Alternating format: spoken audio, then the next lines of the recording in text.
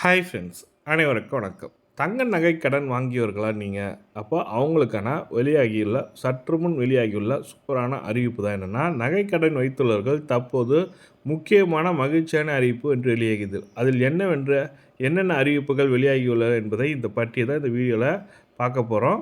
So இந்த video பிடிச்சிருந்தா ஒரு லைக் பண்ணுங்கள், கூடிய சப்ஸ்கிரைப் பண்ணுங்கள்.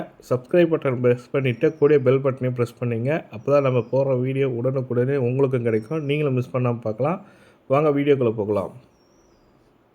வங்கி மற்றும் நகைக்கடன் வழங்குவதில் நிதி நிறுவனங்கள் நகைக்கடன் வாங்கியவர்கள் பலர் முழு தொகையும் செலுத்த முடியாமல் வட்டி மட்டும் செலுத்தும் வசதியை அசலை கட்ட முடியாமல் நகை மீட்க முடியாத நிலையில் இருந்து வந்த நிலையில் அவர்கள் பயன்பெறும் வகையில் புதிய சலுகை இந்திய ரிசர்வ் வங்கி கொண்டு வர உள்ளது. அந்த புதிய சலுகையின்படி வீடு வாகனம் கடன் போலவே இஎம்ஐ எனப்படும் மாத தவணை முறையில் விரைவில் நகைக்கடனுக்கு கொண்டு வரப்பட உள்ளது. நகைக்கடனில் வட்டி மற்றும் அசலை கணக்கிட்டு இஎம்ஐ அதாவது மாத தவணை திருப்பி செலுத்த வசதியை ஏற்படுத்த வங்கிகளுக்கு நகைக்கடன் நிறுவனங்களுக்கும் தயாரிக்க வருகின்றன. இதன் மூலம் ஏராளமானோர் பயன்பெற உள்ளனர்னு சொல்லியிருக்காங்க.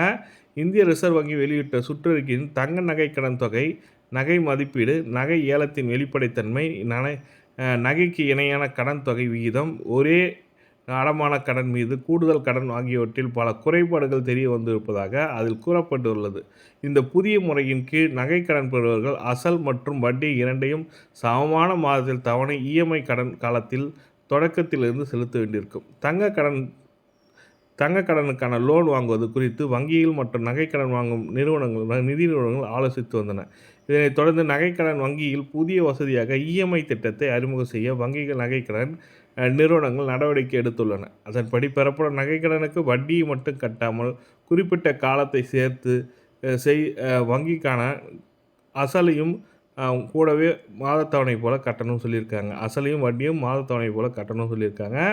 இதனால் குறிப்பிட்ட ஆண்டுகளில் நகைக்கடன் அடைவதுடன் அசலை கட்ட முடியாமல் நகையை ஏலம் விடுவது தவிர்க்கப்படும் என்பதால் வாடிக்கையாளருக்கு நன்மை ஏற்படும் சொல்லியிருக்காங்க. இந்த புதிய விதிமுறை விரிவில் அமல்படுத்த உள்ளன. இதன் மூலம் நகைக்கடன் வங்கியவர்களுக்கு மகிழ்ச்சியான அடைந்துள்ளனர். அடுத்த அறிக்கையாக மத்திய நிதியமைச்சர் நிர்மலா சீதாராமன் அம்மா அவர்கள் பார்த்தீங்கன்னாக்கா நகைக்கடன் குறித்து ஒரு முக்கியமான அறிவிப்பு வெளியிட்டார். அதன்படி வங்கி அல்லாத அடகு நிறுவனங்கள் சில விதிகளை பின்பற்றுவதில்லை என்றும் அவைகள் ரிசர்வ் வங்கி விதிகளை பின்பற்றாமல் நகைகளை ஏலம் விடுகின்றன. அடகு நிறுவனங்கள் அப்படி செய்வது தெரிந்தால் அதற்கு எதிராக கடும் நடவடிக்கை எடுக்கப்படும்.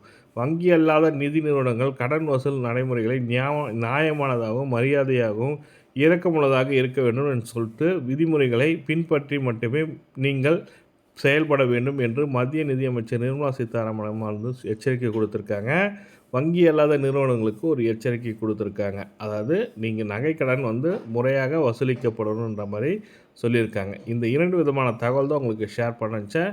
வீடியோ பிடிச்சிருந்தால் லைக் பண்ணுங்கள், கூட சப்ஸ்கிரைப் பண்ணுங்கள். தேங்க்யூ.